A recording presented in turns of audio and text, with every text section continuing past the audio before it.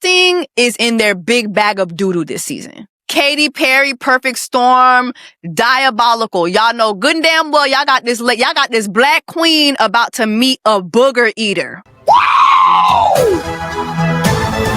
Your mama know you gay, Nick. I know you gay. The viewers know you gay. Chris Colleen know you gay. Love is Blind know you're gay. You're gay. Like, please. The man is gay. Okay? And y'all got him on here looking for a lavender marriage. That's crazy. During Black Women's, mi gente, Black Women's Month. VBS, I just turned the water on. Big ol' flex that you never saw before. These niggas chasing me like waterfalls. Been on my truck, look like bricks. What's up, guys? Welcome back to my channel. It's your sister, Jessie Woo. If you're new here, please make sure that you subscribe, so you can join the Black Women's Tribe during Black Women's Voyage Ready, Voyage Rosad, Vivi de mi vida, la la la la. Black Women's Month, okay? Mi gente! I don't know what to say. Mi gente latino. Period. How do you say period in Espanol? El period. El period. Okay, period. Also, please make sure that y'all are checking y'all titties. It is Black Women's Check Your Titties Black Women's Month. Black Women's Check Your Titties Black Women's Month, okay? It is Pink Ribbon Month. Please make sure that y'all are out here checking yourselves. Let's get into it. Let's jump right on it. Not out, buddy. Episode 3 of Love is Blind Season 9. Let me start off by saying this. Chris Colleen, you a raggedy asshole. You raggedy. Chelsea, you raggedy. Pariah, you raggedy. The whole Love is Blind team, y'all is raggedy. Okay? Y'all is raggedy. I cannot say that enough. Chris Colleen, with your raggedy ass, I'm going to keep my foot on your neck. Point blank, period. You will never see my foot not on your neck, baby. If you find yourself coughing at night, that's my foot. If you find yourself having a hard time breathing, that is my foot on your neck, and it will never be removed, okay? This season is raggedy. We're going to jump right on in, and we're going to talk about what makes it raggedy. Episode 3. Remember, episode 2 ended off with Anna and Patrick hitting things off. I'm thinking I'm finally finna have my when will my reflection show couple. Finally finna have my Asian couple, okay? We go into the last scene of episode 2, and Patrick and Anna, they're hitting it off. We see a montage of different dates that they've had, and everything looks great. And then we end off the episode with Patrick going into the pods, and he's getting his Lionel Richie on. Hello, hello, hello, hello. And ain't nobody answering, okay? So he keeps saying hello, hello, hello for a minute, and then he comes out the pods, and he's like, what's going on? He went from Lionel Richie to Marvin Gaye. What's going on? Ain't nobody saying nothing. And he leaves the pods. It'll knock you down, chew you up, spit you out before you get the chance. Yeah. He's calling out for Anna. She's not saying nothing. Ain't nobody in the pod across from him. So he leaves the pods. And he doesn't just leave the pods. Like, in his confessionals, he talks about the fact that Anna's his person. Like, he knows that she is his person. He even uses the L word. Like, he says, like, I love her. Where is she? You feel you were falling in love with her? Yeah, for sure. She is my person. Like, she is it for me.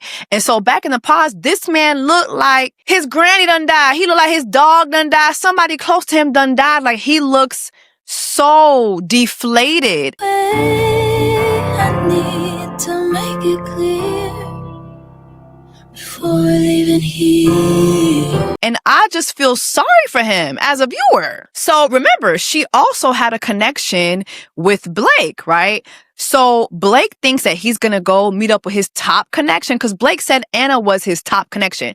So he's thinking he's going to go meet up with his top connection. And when he goes, production tells him that Anna left. My top connections right now are Anna and Sparkle Megan. Your date went home. Oh my gosh. Go rest. All right. Anna has left the building. And he looks distraught. And then we have this sign come across the screen that says, Anna chose to left the experiment. She didn't say goodbye to anybody.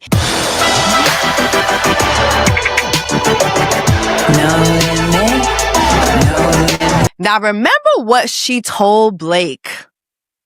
Do you remember during their bonfire or camping date when they were making the s'mores? Remember when she said that she's a ghoster? She told him this. She's a ghoster. And so I'm pretty sure that ran through his mind, and he's just looking dumbfounded. I'm looking dumbfounded. Y'all looking dumbfounded. Like,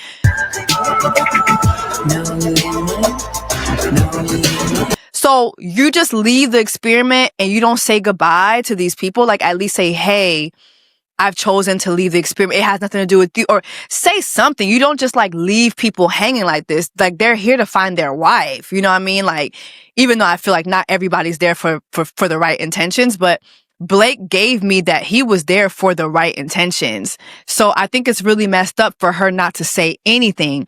But then I remember her saying how it was so, like, she cried about not being able to talk to her family. This is the longest that she's gone without talking to her family. So I'm like, okay, is it her parents? Was it something else? Like, what was it? Like, I'm trying to give my girl, like, Anna, girl, why did you leave? How did you just leave like that? Hold on. Let me see if Anna said anything. Hold on. Okay. So Anna did this interview with People magazine, and I don't know. This just sounds like a crock of shit to me. She said this: I started seeing myself being pretty vulnerable, and it scared me a little bit because this is an intimate part of my brain. Anna says her biggest goal was to meet her future partner, but was at peace with the idea that she might not. I went in there thinking that anything could happen. She tells Ted, I'd be okay if I didn't find somebody because it's such a wild thing and it's so far off from how any of us have dated before. Blake had a similar mindset, worst case scenario. She, in so many words, in a nutshell, said that she decided to leave because of her family. Didn't understand the experiment. They're immigrants. She says that they relied heavily on her. They didn't understand her not being able to communicate and have her phone. They were worried. They thought she was being kidnapped. That mixed with the emotions that she actually started to feel in the pods was ultimately the reason why she went home. That's in a nutshell. But here she talks about her attraction to Blake and her connection with Patrick. Pause if you want to read. And she actually said that she butted heads with Patrick in the beginning because he would steer away from deep conversation. Basically shows she started to get very vulnerable in the pods, and it wasn't just to the women in the lounges. It wasn't just to her dates. It was to the whole world. Basically how it would impact her family back home. So that's what she said here. She started getting vulnerable. And then here, what I told you guys earlier about her parents and it weighing heavily on her mind. Basically, she said she was worried that her parents were worried about her. Goes on to say, what am I doing here? The night she finally decided to leave, she felt incredibly guilty for taking the spot of someone who could have found love in the pods. I was a wreck. She says, my eyes were swollen shut from crying. I was embarrassed. Production did ask if she wanted to go on the pod date with Patrick and let him know she was leaving, but in the swirl of emotions, with her pajamas on and no makeup, she didn't want to be on camera. She says in hindsight, she wished she hadn't stood Patrick up. I respect her decision, but just ghosting like that, at least say something. Like, at least, especially to Patrick. Patrick told you. Like, I'm pretty sure y'all made a connection, not just off of being two Chinese immigrants, but also the fact that you're both Asian Americans. You know how tough it is for the both of y'all. Like, you know the ridicule that he went through. For you not to at least say, hey, I'm leaving. This is too much for me. I just think that's really fucked up. That's a fucked up thing. I respect her decision. I get it. But why even sign up for this show if those were your concerns? You knew that before going in. So that's my thing. Y'all let me know what y'all think about Anna leaving the experiment. So we're in the men's lounge, and I think Edmund asked Mike if he ever had sex with a woman in a relationship. I thought this was a very interesting question. But what was more interesting was Mike's response. I got this one friend. She's got a boyfriend. They live together. She'll still come to my place. We'll sauna together. So basically, Mike is having sauna sex with his female friend who is currently living with her man. That's what I deduced from this. Let me know what y'all deduce. That's what I deduced from this, is that this man is having sexual relations with a woman who is clearly in a relationship. And see, this is why that whole being friends with, while I have, men of the opposite sex that I'm friends with, I'm not doing that. I'm not going over to their house without my man knowing and me chilling in their sauna. Like, I'm not doing that. That's not it. Y'all is doing the sex, period. So the sauna sex dude meets up with Miss Sparkle, right? And is it me or this conversation just rubbed me the wrong way? Like, it just was going down the wrong road for me. The wrong road. One of the guys, he's a dad, and he basically said his kid has diabetes. So Mike tells Megan how Jordan has a son that has diabetes, right? And I feel like he's kind of telling him that. I feel like he's kind of telling her that without telling her that it's Jordan, but also like without, I don't think he knows that it's Jordan that her top connection is with. I'm not sure. But he tells her that one of the guys has a son with diabetes. He's like, yeah, I don't understand that because one of my friends was pre-diabetic and he just changed his diet and he was able to get rid of it. I had a friend that was pre-diabetic and he just like totally changed up his diet and now he's good. Oh. And you can see the wheels in Megan's like head just turning. And I just was waiting for her to be like, wow, that's a pretty asshole point of view to have of that. But we don't see that. Maybe they left that out. But I thought it was really fucked up for him to have that conversation with her. It just shows me where he is. And already he gives me asshole. He gives me rich or I've got a lot of money and I'm an asshole already. The sauna sex, just his not wanting to tell her his age. Just the way he talks, I feel like he's very like testy. He even says, I'm just trying to test you from time to time. That conversation just rubbed me totally the wrong way. And if I was Miss Sparkle, he would have got cussed the fuck out because ma comprendre. Pour qu'il soit pensé ça avec moi-même, wap vini gen et pour une conversation ça. Pour qui ça? C'est avec moi-même. We not having that. I don't understand. Moi pas comprendre. I don't understand, pas comprendre, why you think that you should be having that conversation with me. That's really fucked up. Then they kind of had a conversation about, are they still in communication with their exes or something like that. I think he said no, and she said she follows one of her exes, but she has him on mute. But anyway, they started talking about their future. He's like, I can't wait to have a sexy wife and a sexy life and sexy kids because they ain't gonna have no diabetes. Like, we're gonna have kids and they're gonna be the most nutritious, best fed kids ever. Sexiest kids. Okay, anywho. Mike is weird. He's an asshole and he's fucking weird. It just was a weird ass comment to make, in my opinion. And after her meetup with Mike, she basically says like, hey, our lifestyles fit. Like, she really likes Mike, and it's clear she doesn't like Jordan as much as she likes Mike. Her and Jordan have a conversation afterwards, and he's talking about liking the simple things, like a simple dinner, popping a bottle of champagne after dinner at home. And it's just, you can tell that's just not appealing to her, but it looks like she's trying in her mind because this is Love is Blind. You're supposed to go for something different than you usually do, or else you're not really, full on exercising the experience. But, Jordan is like, yeah, to me, the finer things in life is being able to buy my son the Lego set that he really wants. I can go to the fucking store and buy Luca $100 worth of Legos, and I'll drive a shitty car my whole life if that's what it takes to buy Luca the Legos he wants. That's very different from her, who feels like she got bedazzled everything from her car to her thongs. Very different lifestyles. Keep in mind, on her way to this date with Jordan, she was ready to friend zone him. Okay, this was when she was gonna kind of friend zone him. They had a conversation about him having a vasectomy. He did say that, he had a vasectomy, but it can be reversed. It is reversible, but there's still that little percent that it's not. And she was like, you know what? If that's the case, then I would just be happy with whatever God, whatever the universe has planned for us. So if I'm meant to just be a mom to Luca, which is his son, then that's what it would be. I really trust that the universe kind of has whatever in store for me. Oh my God, Megan. And he really, really appreciated that answer. He appreciated that answer so much that he left the pod saying, oh my God, like, I think I love this girl. Like, I really think I love this girl. Like, he just loved her mindset. And again, she was going to go into this date friend zoning him. So this was a huge turnaround. So Miss Sparkle is now supposed to go meet up her top connection, which is Blake. She goes into the pods, but he doesn't answer. She's saying hello. Same, kind of the same thing what happened with Patrick, but Blake doesn't answer. You know, Blake is still my number one. Hello? Hello? Hello?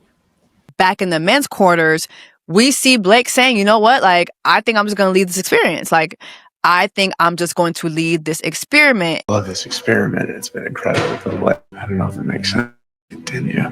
You gotta follow your heart. And he actually decides to leave. And he too doesn't say bye to Megan or anybody else. I'm one of those people that just needs more time.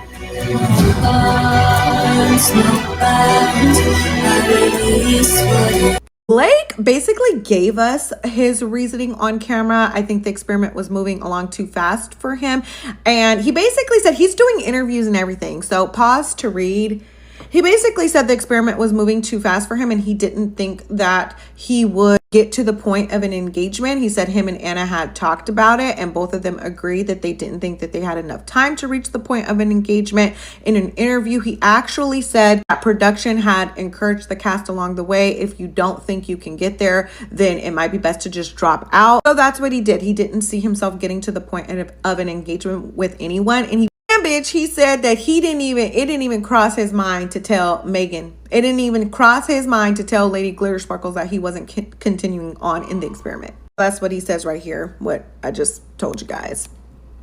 He says the idea of telling Megan he was leaving wasn't even on his radar, which he feels horrible about. He says, in the moment, I was almost exclusively concerned with where his head was at. Selfish, not a good sign for a husband. Anyway, emotional state, really thought I was doing the right thing, so it didn't play that out, which feels clumsy and foolish. He said if he would change it if he could go back, but yeah, that's why Anna and Blake decided to ghost. Listen, I understand, but I still think it's messed up not to say goodbye to anyone. Like, there's no telling what these people are going through on this show during this pod's whole thing. Like, there have been so many lawsuits that have come out that detail people's experience, during the pods. So there's no telling psychologically and emotionally what this experience does to them. But I don't know. I still feel like at the very least, say bye. Just say goodbye. You know what I mean? Like, cause at the end of the day, this is an experience that's supposed to end up in marriage. A lot of folks are going into this thinking that they're finding their husband or wife. So at the very least, just say goodbye. Like, hey, like during Black Women's Check Your Titty Back Women's Month, can you just say arrivederci real quick? Like, why are we just leaving people cold turkey? I think that's so messed up. Speaking of this being messed up, Megan cries about being ghosted by Blake. But she just had this major breakthrough with Jordan. So she kind of feels like maybe this is just a sign. The Legally Blonde lady and Joe meet, okay? And y'all, can we just be honest? It looked like Madison was not what Joe was looking forward to. This is so wild. How do you feel? I don't know. Whoa. Wow, I was not expecting that. It's sad, but we just gotta be honest. It doesn't look like Madison was what Joe was looking forward to in the looks department. They did kiss and, they did all the things and, it was cute. They actually look cute together, but it's kind of clear Joe is not attracted to her. It just didn't even look like the person I've been talking to, like in my mind. Is there attraction? There is attraction, yeah. He did look very nervous. He did look very shocked, but then he was staring into, out of space. It's just clear. And she asked him, did he feel attraction? And he lied and said yes. Listen, I would never do this experience. I feel for those people who are in that moment and feel like they have to lie because they have all these cameras on them. but it's clear he's not attracted to this girl at all. Let me watch you walk away. Let me see that little boy butt. Lift up your jacket. I gotta see the boy butt. I don't know if it's plump as you like it. Back at the men's lounge, Edmund is shucking and jiving for these white men. Sprinters on your mark. Let the record show I tried to stop this. Take position. Oh my God. and y'all don't think this man might be on the spectrum? Eating boogers, making out with the floor, can't sit still, running back and forth for white men. I'm just saying. Annie and Brennan are in the pods, and she just comes across very possessive and obsessive. I find people who constantly have to be reassured to be obsessive and possessive. Don't get me wrong. Like, I love to be reassured in my relationship, but constantly asking for it, constantly looking for it, it just gives very obsessive behavior. And I just don't like it. That's what I just said. Apparently, I need some reassurance. I know. I just told you. Yes. I know. Listen, I have re-fucking assured you pretty well today. She talked about the fact that when she's in a relationship, she has to be beside her partner at all times.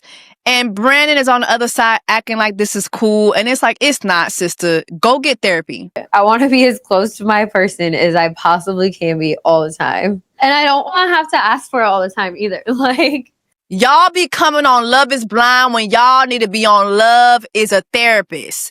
Y'all need to be in the pods with some therapists.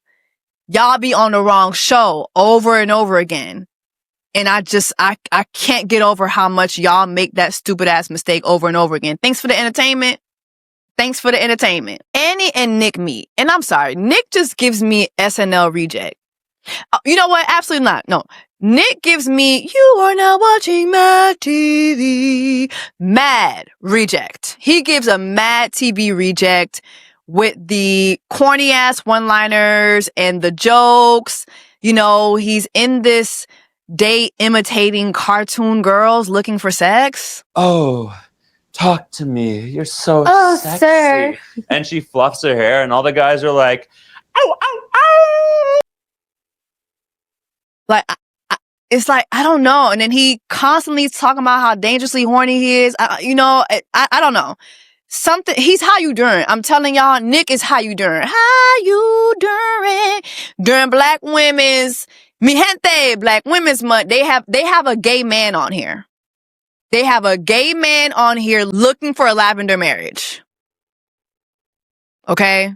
Like, casting is in their big bag of doo-doo this season. Casting is in their big bag of cacahuate. Se va por caca, se cacadlo, cacadlo. Y'all got a gay man on here looking for a lavender marriage. It's crazy. Nick then meets up with Kate, and we see him call Kate his baby. He's so happy about where they are in their connection, and I'm kind of like thrown off because what happened to Annie? So during this conversation, he tells Kate that he loves her. I am so in love with you and in love with your soul, and I just have to get that off my chest. I just dropped the L-bomb. I do love you, Kate. I'm shocked. I am shocked, and I was even more like perplexed by her response. I'm speechless. Wow. What kind of response is this? I don't think that comes as a surprise because I feel like you just couldn't resist. I'm not surprised. You just couldn't resist. What? Who says that to somebody who just said they love? I don't get it. KB and Edmund are in the pods and they're talking about, having kids one day, having balloon head kids. You gonna still love me? Oh yeah, most certainly. Oh yeah. That mean that we gonna have balloon head babies. I mean, that means they got a good head on their shoulders. There's a conversation about how, would he be able to support her? I feel like it was emotionally, and he's like, yes, I would definitely be able to support you emotionally. You can rest with me. So he reassures her of that. So after this, she starts reading him this poem out of nowhere, reading him this poem about how they are twin flames and how she's happy that they've connected with each other. And I pray that I can love so gently, freely, and unconditionally as you. You know that I have battle scars from before, but you're so eager to love me anyway. It's such a beautiful poem. And as she's reading the poem, Edmund is crying, like, tears are falling down this man's face like a waterfall. Through the tears, the laughs, the talks, the energy, and the games, you comforted me every step of the way. She even talks about the fact that, she would choose him for every time he hasn't been chosen. I mean, these words are not only beautiful, but they're very, very powerful. And you just see him soaking it all in. And you see him tell her that he loves her. And then he proposes to her. I thought the proposal was very naked, like no poem or nothing. So basically she wrote him a poem and then he just proposed to her. I thought that was kind of weird. Oh, my arm getting sweaty just because I'm about to labia Zaire. Would you pretty please marry me, please? Yes, I will. Did they edit his poem out? Like, what is going on? Like, my sister deserves better than this. But then she accepts and he just starts doing all this extra shit. Wow! Let's go! It just started. It's a whole new level now. Let's go! And I'm just like, okay, is this man a paid actor? Like, is he cosplaying like Steve Urkel? Like, the wardrobe and everything? But then again, I kind of feel like if he's not a paid actor, this man is clearly like, he has to be on the spectrum. Like, I'm sorry, like this is not somebody who's just, like I'm seeing online, mentally unstable. No, this is a man who has to soothe himself a lot. And so I'm just wondering, like, what is this? Like, y'all are really gonna have this man, like, engaged to this woman? Like, what is going on here? I'm a fiance.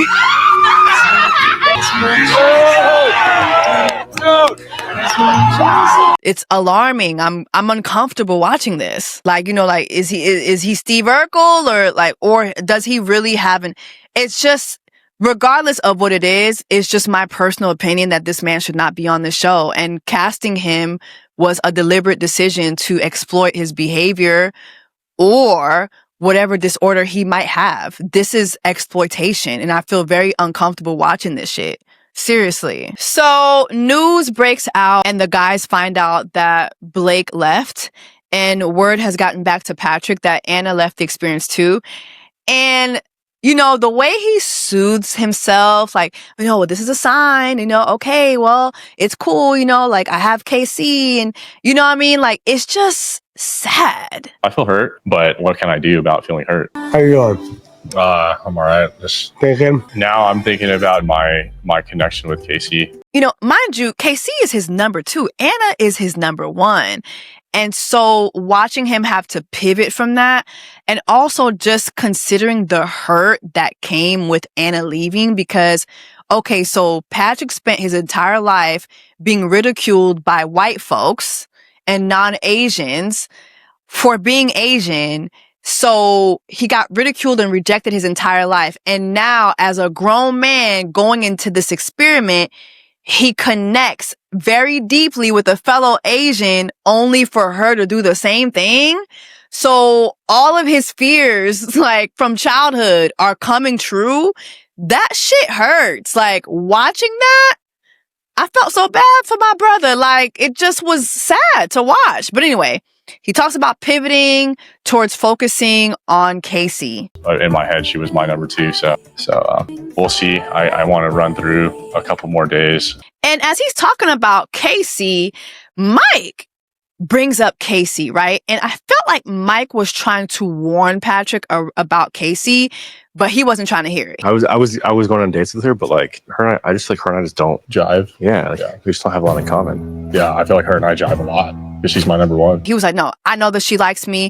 I know that she's interested in me. She's waiting for me right now. My take on her is she's a little, maybe because her and I don't have. Yeah, let's not talk about it. Sorry, fuck. Yeah, I'm good you. because they're good. She's waiting for me. I know she is. And I'm like, ooh, now that I think back to this scene, I'm like, dang, I'm not a big fan of Mike, but I feel like Mike was trying to warn him about this Casey lady. But anyway, he moves on with his relationship with Casey. He ain't trying to hear what Mike gotta say. And then he tries to gaslight himself. Like, you know what? Me and Anna were too similar. It wasn't gonna work out. We were too similar anyway. As to say, we're both Asian. And it's like, honestly, another thing too. Like, do you know what I mean, dude? When it's too similar. You don't want to be fucking your twin. Yeah, he just didn't align, you know? Is it me or the Anna and Patrick kind of gives like internalized racism just a little bit? Because it's like for Patrick to say, oh, we were too similar. What? Because y'all were both Asian? Y'all both are immigrants? You know what I mean? And is that why Anna left too? Like, it's just like the Asians and the Indians, y'all have a certain track record on this show. It just doesn't look good. It don't look good at all for y'all. Okay? The show don't like y'all, but also y'all scream that y'all don't like y'all own people, and it's weird. So Patrick and Casey meet and they have a little, a little colored conversation where he alludes to him being a very, very hot guy. Okay. And she's like, I don't know. You might be lying. I don't know. For all I know, you could think I'm lying about me being attractive. It could be like me talking about looking like Megan Fox. I wouldn't lie to you, Patrick. That would be like telling a guy you look like Megan Fox. Yes. Oh my God. The way these contestants have studied previous seasons and they're like, yeah. You know what I mean? Like they've rehearsed this shit. They have rehearsed this. Okay. Anyway, the conversation continues and she tells him, listen, I want to know where you stand. Like, where do you stand with me? Where do you stand with me? And he makes it clear that, he wants to be with her, that he's serious about it. And, she's like, I just want to make sure because like 2 days ago, I wanted to leave. And he's like, what? That would be the second ghosting that he's been through if she left, right? But she's like, yeah, 2 days ago, I wanted to leave this experiment. Like, it just was a lot for me. But because of our connection, I decided to stay in it. So, this obviously makes him feel great that, oh my God, like this connection really must be deep for this girl to fight her urge to leave. She stayed for me. Like this must be it. And so that's where we leave off with their conversation. So we're in the men's lounge and Jordan is having a conversation about how basically he ain't got the coin. He ain't got the coin to take care of Miss Sparkle on top of taking care of his son. I don't know if I have it in me to financially support another person. Because that would kids are pretty expensive. The chicks definitely would be the breadwinner. I don't want to say too much. And while he's saying this, you have Mike overlooking at his broke ass. Like Mike is like, so basically, this is the motherfucker that I'm competing against when it comes to Miss Sparkle. Oh, hell no. Like you could see it on his face that he's not having it. So Jordan goes into the pods with Miss Sparkle and this kind of comes up in their conversation. First of all, he kind of lets her know that Sparkle shit is corny. So funny. I literally was like, I could never keep dating a girl who calls herself Sparkle Megan. Yes. Corn. Stop telling people to call you Megan Sparkle. It's corny. We're not gonna do it. We're not buying the merch. It's corny. Stop that. Just stop that corny ass shit. We're not doing it. They kind of talk about their age difference and, she says, listen, like she doesn't mind that he's 29 and she's 33. For her, it's about the connection and the compatibility. But I just feel like, girl, who are you trying to convince? Are you trying to convince him or are you trying to convince yourself? Something's just not adding up here for me. And then I kind of feel like with Jordan, even though I think he's a cool guy, I kind of feel like he's trying to dim down that Sparkle shit. Not just because it's corny, because it is, but he's trying to get her to dim that down a little bit because he not finna be sparkling up nothing. Jordan is not finna be bedazzling nothing. Not your glasses, not your shoes, not your car, not your phone, nothing. Megan, if you think you finna get anything bedazzled around these parks, baby, I'm here to tell you, that's not finna happen. If you choose Jordan, that's not finna happen. And I think he's kind of slick telling her that. That's why he keeps talking about liking the simple stuff. I want to be able to go pop a bottle of champagne with my wife, go home and fuck. That made me teary-eyed. Okay? Because you finna get simple shit around here. Ain't no sparkly, ain't no bedazzlement. It's simple shit over here, period. So back in the men's lounge, we have Dale. Is it Dale or Dio? I don't know. We never get to meet him. We never get to meet him or the rest of the black people in this experiment, but he kind of alluded to the fact that maybe Anna and Patrick left together. I think he was meant to have a date with her yesterday. And he asked me because he didn't know what happened. Interesting. So I was like, oh, that's weird. What do y'all think? Do y'all think it was a scheme that Patrick and Anna set up to leave us with the bullshit? What y'all think? Mike and Megan link up, and basically Mike lets Megan know that he's aware of who her other connection is, and that basically, she likes guys that are trouble. You got 2 guys that are trouble, and it's like, I didn't get that. Yeah, that's what I'm worried about. I know you like guys that are trouble. You're dating 2 guys that are trouble right now. What?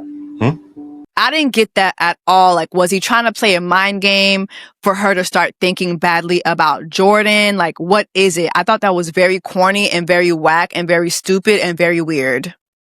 Mike, you're weird. So then she tried to test him to see like if she knew who her connection was. And he kept trying to play coy about it, but eventually he admitted that it was Jordan. So then she tells Mike, listen, you just remind me too much of the men that I usually date. You remind me of my exes, which I think is horrible.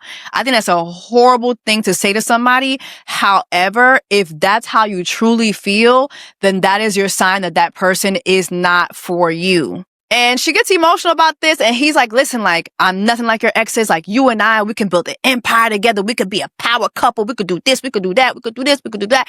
And she's like, I just need time. You remind me a lot of some of my exes. I promise you that I'm not like your exes. I just thought it was a pipe dream for me to just fucking be a power couple. I need time. And he was like, you know what? Don't worry about it. Don't worry about it. You know what? Why don't I just roll? Why don't I just roll? And so he rolled. They just need time. Honestly, get some sleep. Don't worry about it. I don't like Mike. I do not like Mike. I don't like Mike, but honestly, I feel that him and Megan will make the perfect couple. I think him and Megan will make the perfect couple. So the episode ends with KB and Edmund about to meet each other for the first time. And the song choice to me was diabolical. So you wanna play with magic? Katy Perry, Perfect Storm, diabolical. Y'all know good and damn well y'all got this black queen about to meet a booger eater. I have chosen Edmund Lee, my Lee baby, to be my husband. Y'all set up this black queen to be fiancéed by a booger eater. And your choice of the song is Perfect Storm, Katy Perry, Chris Colleen. Your raggedy ass will never not have my foot on your neck. You raggedy ass bitch. You will never not have my foot on your neck. Never. Never. Never.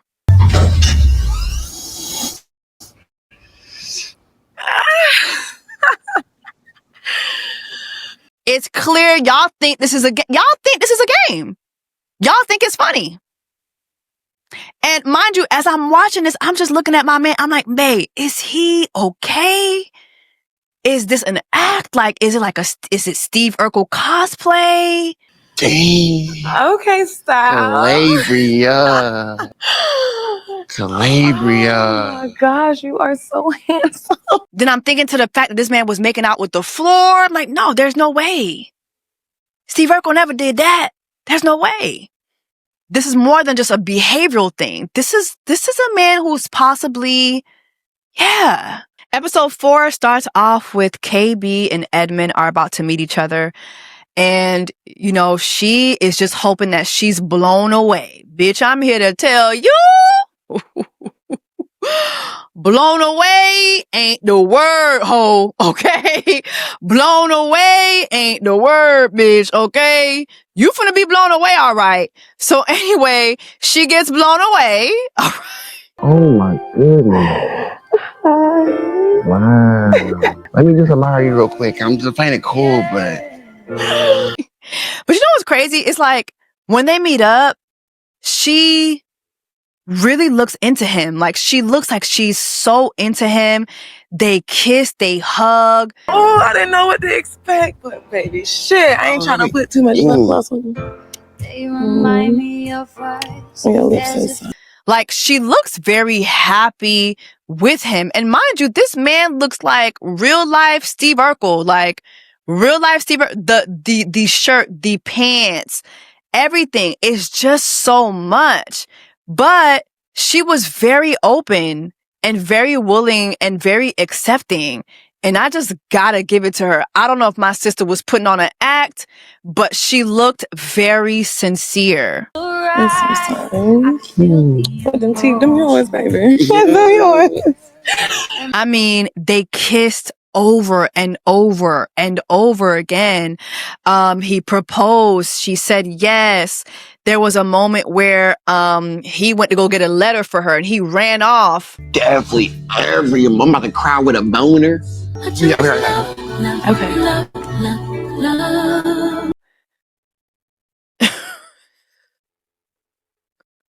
Her reaction, like she was us. I'm just like, what?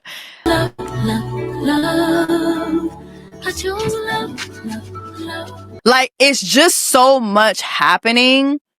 The way this man is sprinting off, like, come on, y'all. Like, we have to be honest here. This man is not, this is not just someone who's, like, this is a lot, okay?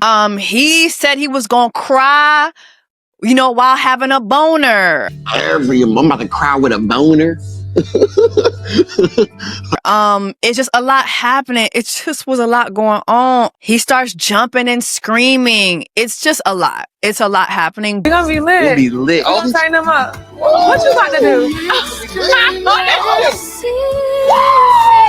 She looked genuinely happy. So if she's happy, I'm happy for her. And same thing for him.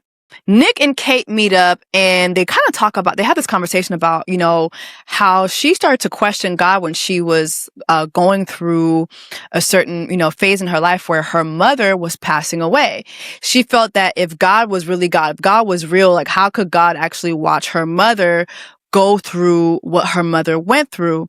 And so this made her question her faith a lot in God, and she just doesn't know if she has that. And she was so tortured by it. I mean, poisoning her body to try to beat it. How could a God exist that would ever let a person go through this?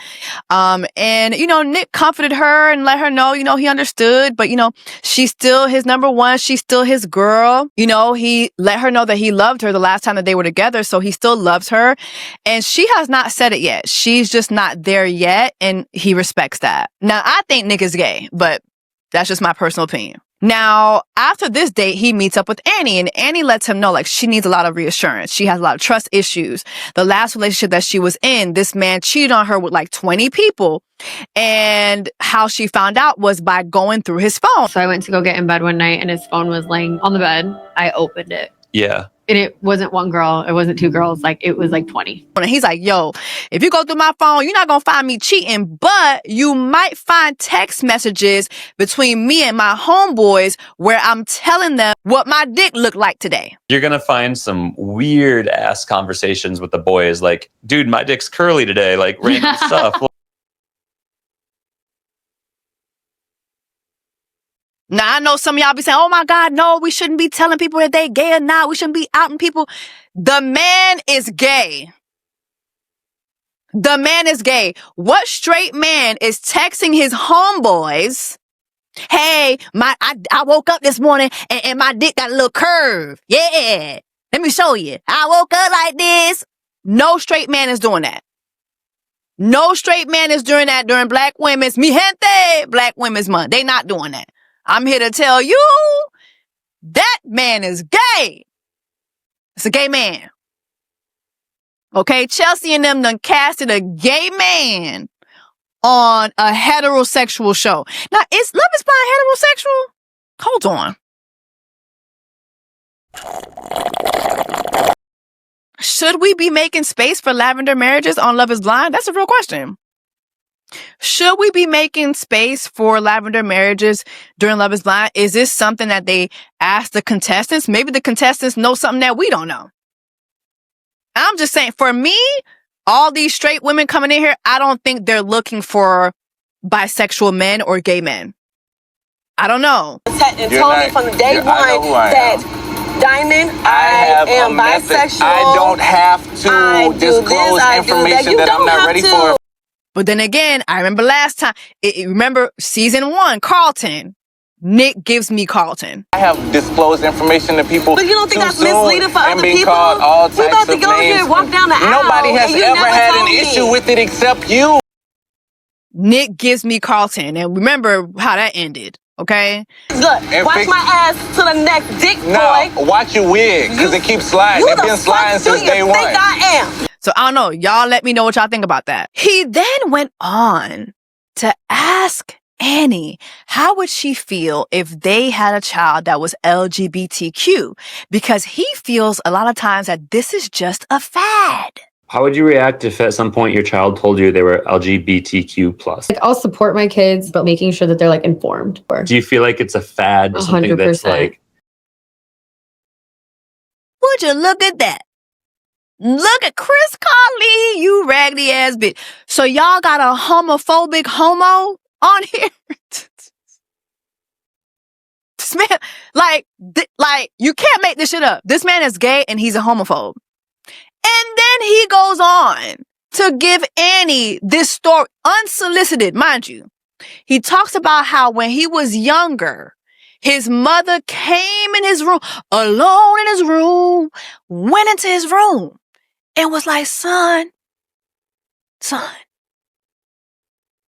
do you like booty? there was a time in high school, my mom, she's hilarious. She comes down and is like, Nick, I want to talk to you about something. I'm like, okay, knock on the door, like boundaries. I'm like, come in. Do you like booty? When I mean, but I ain't talking about your booty. Do you like snatching booties? Is that what you like? What do you like? And she's like, do you ever feel like, I'm like, Mom, are you asking me if I'm gay? And she's like, looked at me and I'm like, oh my gosh, no. I'm like, his mama knew. Ain't nobody mama. Ain't nobody mama going into their bedroom and having a son, is you gay conversation if they don't already know the answer. That mama knew her son is gay. Your mama know you gay, Nick. I know you gay. The viewers know you gay. Chris Colleen know you gay. Love is Blind know you. You're gay. You're gay. Like, please. This is so absurd. The man is gay, okay? And y'all got him on here looking for a lavender marriage. That's crazy. Did y'all tell this girl? Like, does she know this? Annie, do you know?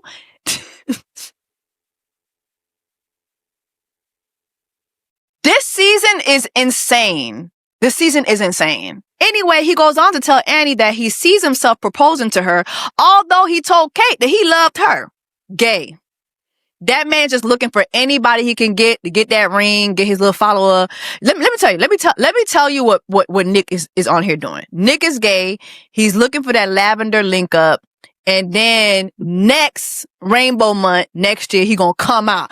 I'm coming. You know, I went on Love is Blind and then I see it now. This is all a scheme that Nick set up to be the king of the LGBTQ community. I'm telling you, that man has a scheme going. I really hope y'all don't fall for that, because the way he's going about this is dead ass wrong. Dead ass motherfucking wrong. This is so insane to me. Brennan and Annie meet. I'm sorry. I'm not interested.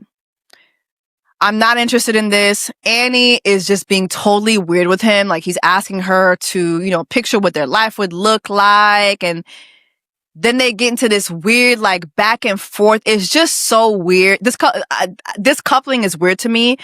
I'm really interested to see if Brandon has any other connections, because I'm just like, damn, like, this is not it. It's not it at all. I was just really thinking today, like, what if I were to lose you? I just want to make sure I know you. Like, we're like, what car do you drive? I was like, babe. So Casey and Patrick meet. This conversation is interesting as hell to me. So somehow they get on the subject of how they ended up on Love is Blind. Did you watch Love is Blind before you came on to Love is Blind? Yeah. How'd they find you? I actually just applied. You did. Patrick reveals that he actually applied for the show. Okay, this is interesting. This is new because, I mean, I know there was a time when folks would apply, but for the past couple seasons, especially like we saw in the UK, like we're seeing how the women be applying and the men get reached out to. So I thought this was very interesting to hear that he actually applied for the show. So she said that actually she was reached out to do another show, and her boyfriend at the time told her to do it. When I was dating my other guy, a different reality show reached out and asked me to do that show, and I was dating him and he told me to do it.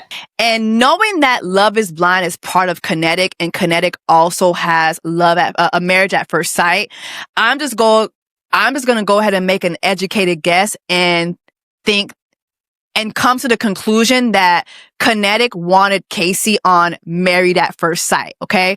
But remember, she said that when the other dating show reached out to her, her boyfriend at the time told her to do it. Your boyfriend told you to go on a dating reality TV show? Yep.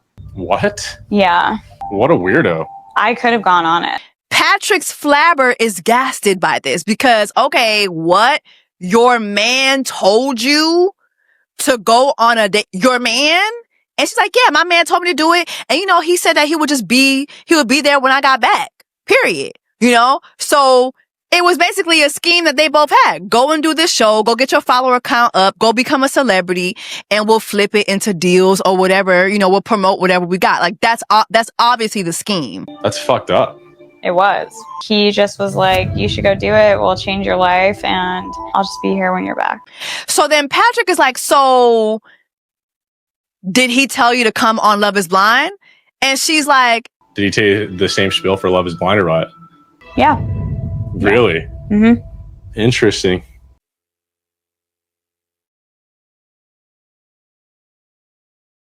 Patrick,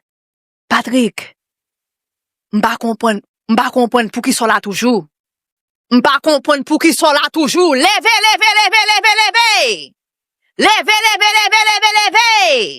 Get up and get the fuck on.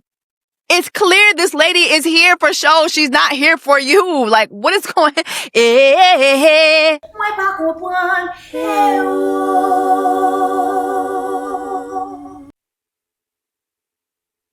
Patrick, get up and leave. The girl is clearly letting you know she got a man back home.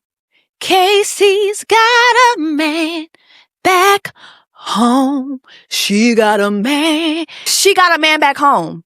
And that man told her, come on this show, become a celebrity, and we're going to flip that. We're going to flip that. But then she flips the story into, oh yeah, but he's going to learn. He's going to see. I'm actually going to fall in love and I'm going to stick it to him. Yeah, he doesn't think this is going to work. He's going to be very wrong. Yeah, I mean, you're going to have to set a really hard boundary with him. And Patrick falls for this. Patrick falls for this. Like, I can't believe it. I can't believe this at all. And so even though he still sticks around, Patrick now has doubts about her being able to commit to him, right?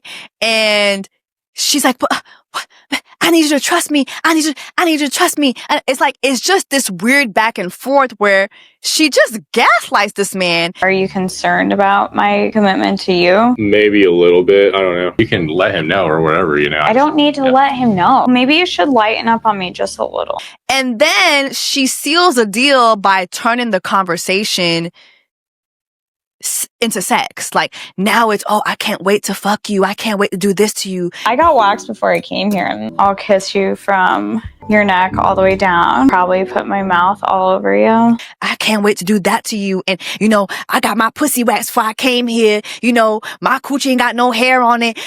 It just turns into this weird ass exchange where now she's using sex to cover up the fact that she just showed you her hand. She has a man waiting for her back home. This has nothing to do with her finding a husband.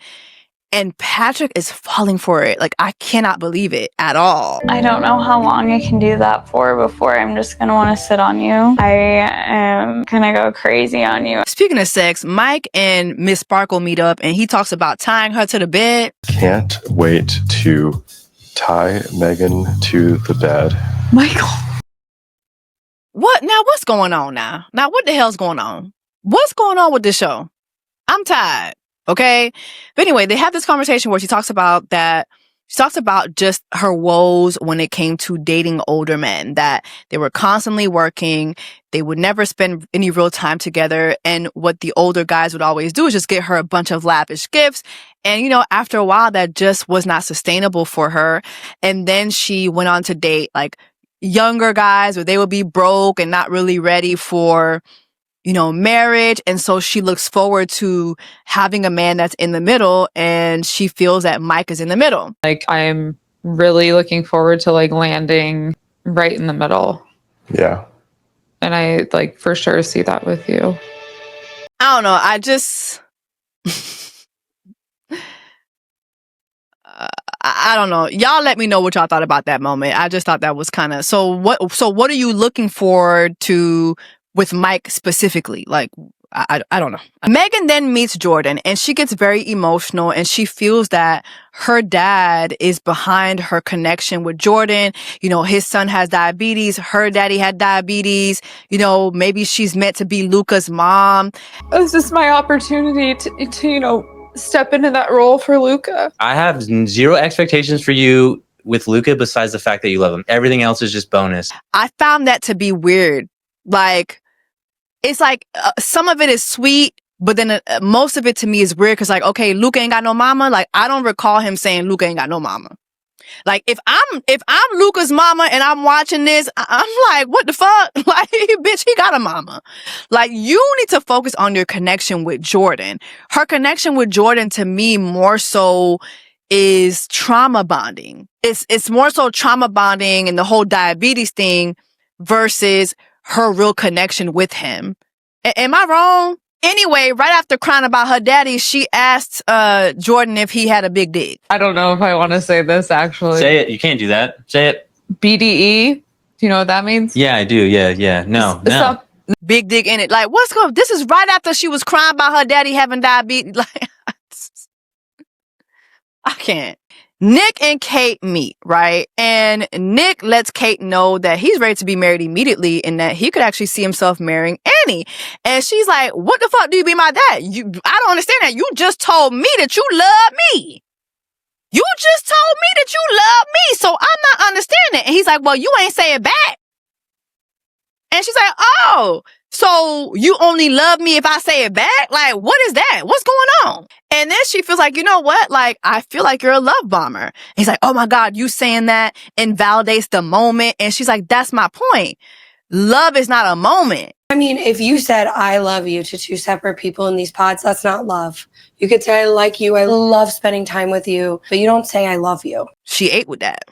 She ate with that one. It felt a lot like love bombing. That totally invalidates how I felt at that moment. Love isn't a moment. Then he was asking her, you know, what about her relationship with God? Like, would she be willing to develop a stronger relationship with God? And she's like, no. Never been a religious person. Are you serious right now? What do you mean? Are you kidding me? You knew that was not me. I did not know that you never wanted to walk that path again. I told you my feelings towards God. I told you when my mama was dying, I was like, you know what I'm saying? I don't love God. Do you love God? I don't love God. What's wrong with you? You love God? I don't. Because why would God let my mama die? He acts like he totally forgot that conversation. Totally forgot that conversation. And she's like, yo, I told you this. And when I told it to you, you were very understanding. So this time he's like, oh, I can't be with you. I have love for you, but I just don't know if it's the kind of love that could get us through. That's not what you do when you're in love. And if that is, I don't want to be with you. I can't be with you. I can't be with an ungodly woman. This is it. This is the end of the road. This is the end of the road, boo. Gotta go. Gotta jet. Gonna find my lavender marriage with Annie. Thank you. Okay? Because it's ain't nothing like a godly lavender marriage. I'm sick of these people. Where are the other black people? Anyway, Nick then links up with Annie and he tells her, hey, you're the one I'm choosing. I love you. I want to get married to you. I'll be your Zac Efron. I'll be your Wish.com Zac Efron. Oh, is that what you're going to describe yourself? I'm telling y'all, this man is here to get his followers, okay? He's here to get his lavender marriage, his followers, and he gonna come out next Rainbow Month. I'm telling you. I see the scheme during Black Women's Rainbow Month, Black Women's Month. I see the scheme. Next June, I'm telling y'all. That man has it all lined up. I'm telling you, he wrote this out in his journal. This is how I'm coming. This is how I'm coming. Oh, this gonna fuck him up. I'm telling you. I'm telling y'all, this man had this planned out. Annie then links up with Brennan. And mind you, this is after Nick done chose her. Remember, Annie's here for a ring. She's not really here for marriage. She is desperate to be chosen and she's desperate for a ring. So once Nick told her that he was choosing her, it was a wrap. It was a wrap.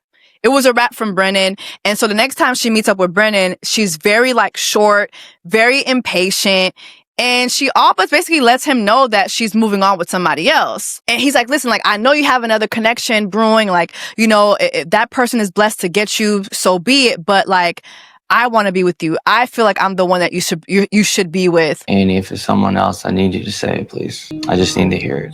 I don't know if I'm self-sabotaging or if I'm just choosing someone else, choose someone else. I don't know. And remember, he was going to go into this pod date and propose to her too. Keep that in mind. So he's kind of just I guess he feels a little, shocked by it, a little blindsided. But Brennan, you are dodging a bullet.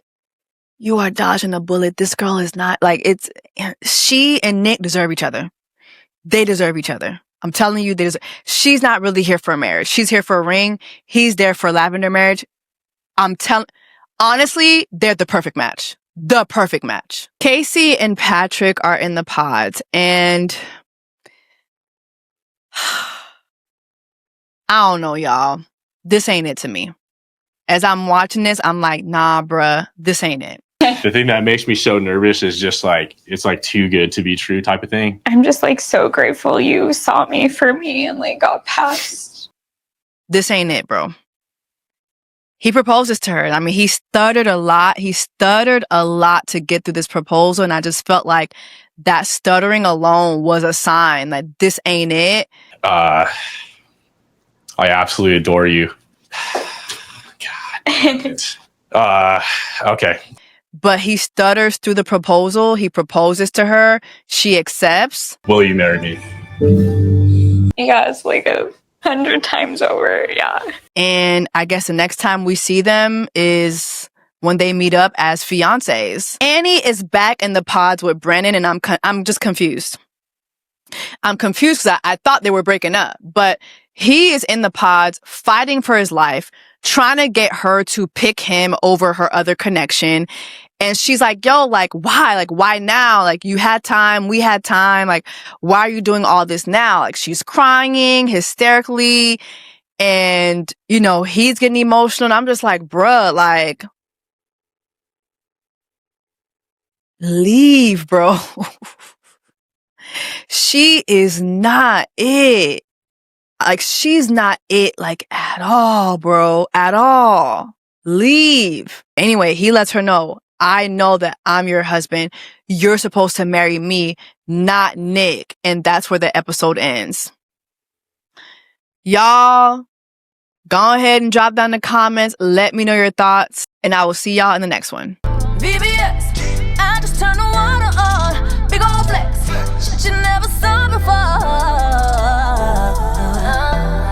These niggas chasing me like waterfalls. Keeping on my truck, look like bricks.